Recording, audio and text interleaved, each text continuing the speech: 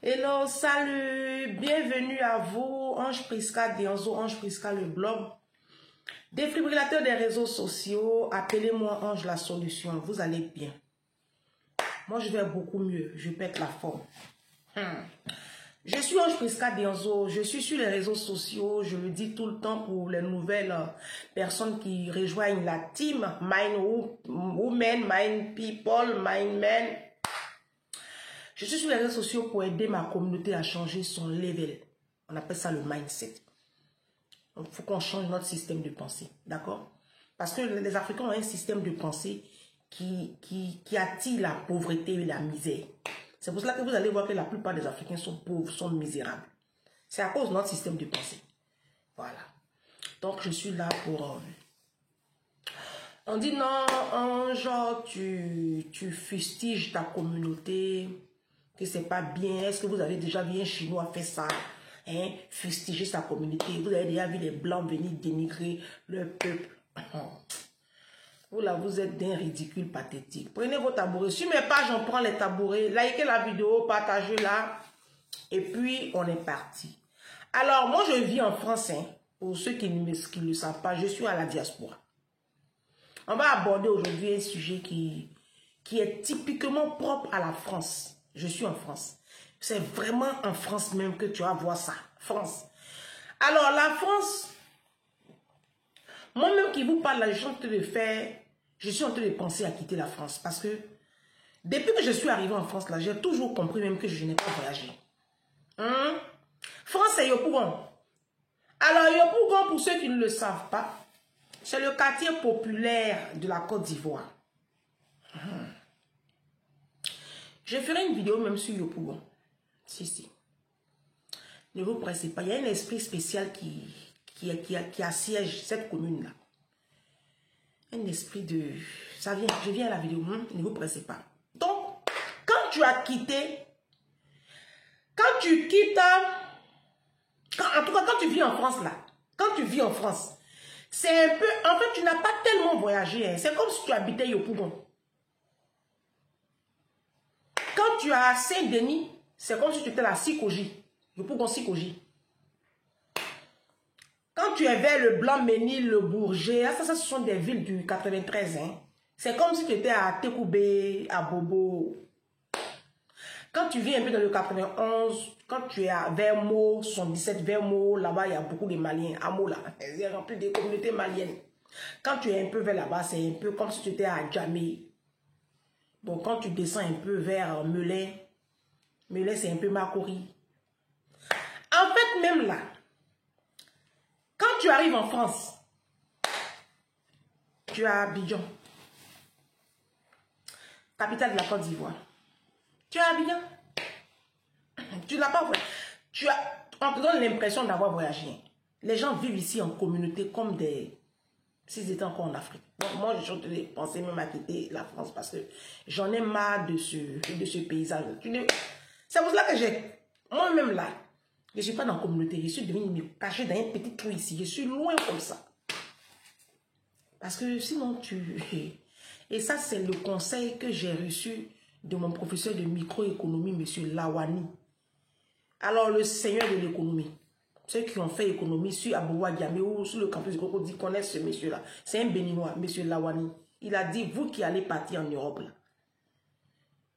Il a bien spécifié, même parce qu'il a demandé qui ont des parents en Europe. Moi, je dis, j'ai ma mère, vous allez partir un jour là-bas. Arrivez là-bas. Là. Arrivez en Europe, là. Ne vous approchez jamais. Ne rentrez jamais dans une communauté. C'est le conseil que mon professeur de microéconomie, M. Lawani, on l'appelle le seigneur de l'économie. Le monsieur là, c'est un seigneur. C'est ce conseil-là qu'il m'a dit. Il dit parce que, arrivé en France, la plupart des Africains qui arrivent en France, ils vivent en communauté. Et ça étouffe leur destinée. C'est pour cela que vous allez voir, nos parents, ils sont ici, ça fait 45 ans. Vous voyez leur vie. Tu te demandes, mais tu es découragé. Série de 3-4 vidéos hein, où je vais vous parler de la diaspora. De la médiocrité de la diaspora. Dans cette vidéo-là, on va parler de la CAF. J'ai un camarade congolais. Georges, ça va, comment tu vas? C'est un camarade. Il m'a envoyé un truc là. Une petite parution d'un journal. Alors, il s'agit d'un couple congolais qui s'est disputé en juillet dernier. Et la femme a poignardé son mari. En fait, je ne sais pas si elle a poignardé. Il était dans une mare de sang. Ils se sont disputés sur les allocations. Le monsieur demandait que la femme lui vire les allocations des enfants. 250 € là. Qu'on a versé pour les enfants là. Lui, il veut ça parce que lui veut résoudre un problème au Congo. Et chaque fois, c'était comme ça. Moi, je vous ai parlé des 5C. Côte d'Ivoire, Congo, Cameroun, Comores, Centrafrique. Alors, voici des nationalités, ceux-là. Tu les as épousés, leurs hommes. Ils vont te parler de la CAF. Donc, je disais tantôt que cette femme-là, elle a fait des disputes avec son homme pour les allocations familiales. C'est comme ça à tout moment, à chaque fois. Et ce jour-là, les voisins ont entendu vraiment une dispute très, très virulente. Ils ont appelé la police. La police est venue constater les faits. On a appelé les pompiers. Vous qui êtes en Afrique là, c'est comme ça ici. Hein? Surtout en France. Moi, je dis ici en France, il n'y a pas mari. La France, tout ce que vous avez là, ce n'est pas des maris. Vous-même, vous savez, mes soeurs. Parce que c'est comme ça ici, les hommes là sont accrochés aux allocations des enfants. Tu vis avec un homme même. Tu vas lui demander, chérie, passe-moi les sous, je vais habiller les enfants. Il va te dire, mais et allocation des enfants là? C'est combien l'allocation là? C'est combien? C'est combien? C'est 184 € par enfant jusqu'à ce que l'enfant ait 3 ans. Quand tu n'as pas un deuxième enfant comme moi, comme ça, là, on te coupe. Moi, comme ça, ma fille n'a aucune allocation familiale. Oui, c'est comme ça ici en Europe. Ils poussent les gens à faire les enfants. C'est pour cela que vous voyez les Africains là. Elles font enfants comme ça. Parce que si elles font un, c'est pas bon. Elles n'ont rien. APL même là. Si moi, je vous dis combien j'ai de APL. APL, c'est une allocation pour t'aider à payer ton loyer. Nous qui avons un enfant comme ça là, la CAF fait rien à nous. Hein. Non, ils font rien à nous. J'ai dit que... Hein. Donc, ici c'est comme ça. Il n'y a pas mari. Les hommes là calculent avec les allocations. Et ça, c'est source de disputes dans les foyers. Source de conflits dans les foyers. Moi, je vais ces temps-ci là à la CAF. Je suis régulière là-bas par rapport à mes déclarations de mon petit business que j'ai fait ici. 2-3 sous là. C'est un bagou, j'en ai mis 100 coups, mais fatigué là-bas. Que moi, je n'ai qu'à déclarer. Même si c'est 120 €, même si c'est 300 € de venir déclarer. Il y a quoi? Vous ne voulez pas m'aider, vous voulez me fatiguer. Donc, j'étais à la CAF juste avant mon opération là. Et puis, j'ai vu des couples africains là-bas. 2 couples congolais. Le monsieur, il est derrière sa femme comme ça. Il veut aller voir Clé dans la location. Et les Ivoiriens, eux, c'est le best. C'est comme ça aussi les Ivoiriens. Ivoiriens, Camerounais. Tu es avec ces hommes-là, ils vont toujours te parler d'allocation. Vous n'avez pas de mari. Mes soeurs, mes soeurs, mes soeurs, si on dit qui a marié en France, là, c'est pas vous. C'est pas Noir. Noir de la France, Noir de diaspora. Vous n'avez pas mari. Vous avez des hommes qui sont accrochés aux allocations. Ça, c'est mari.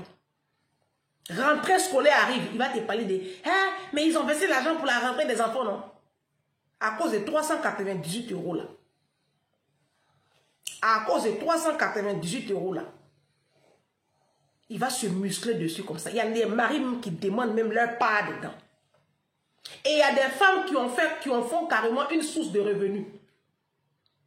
Les femmes de la diaspora là, elles en font carrément leur source de revenus. Il y en a plein comme ça, elles ont fait 6 enfants. Elles sont assises à la maison, elles ne travaillent plus.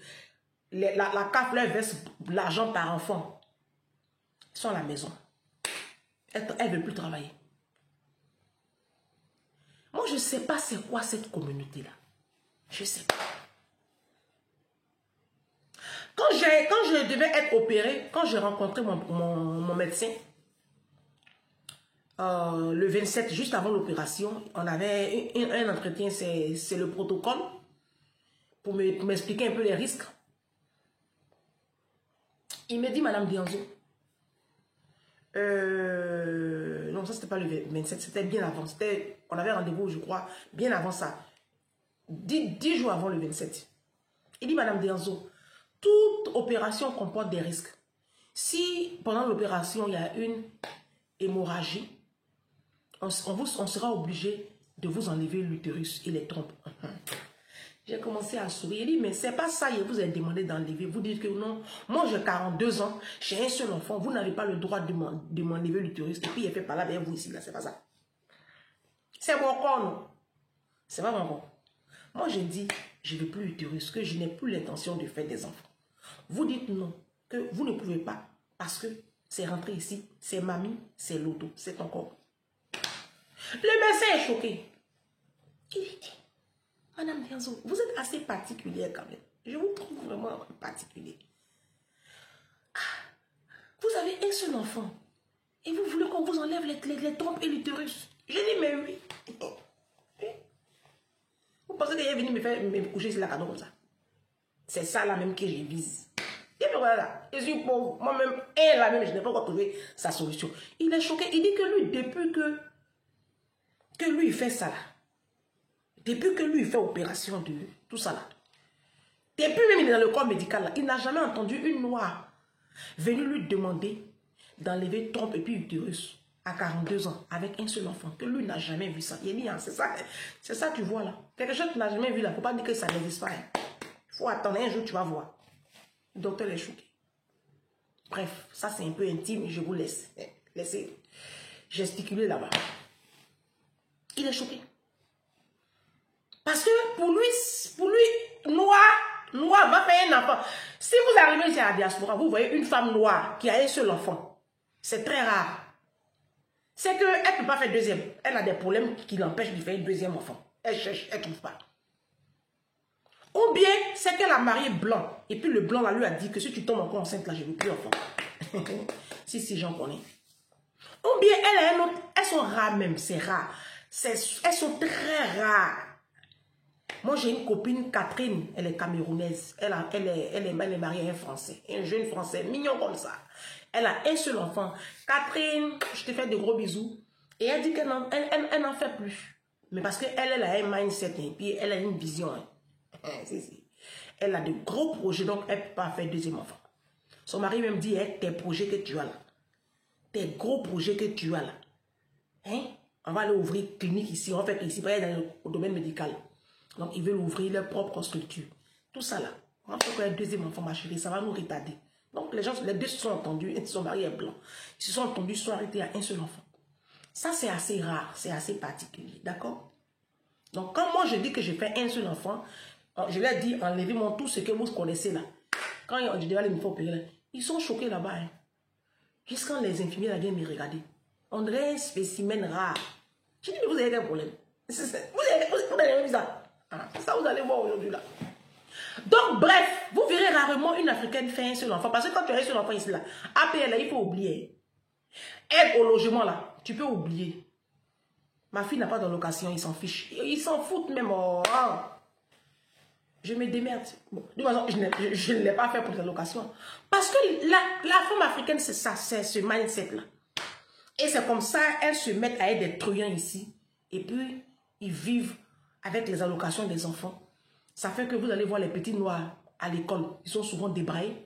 Il y en a même qui sont affamés. Ils sont mal vêtus, mal logés même. Ils n'ont pas de loisirs.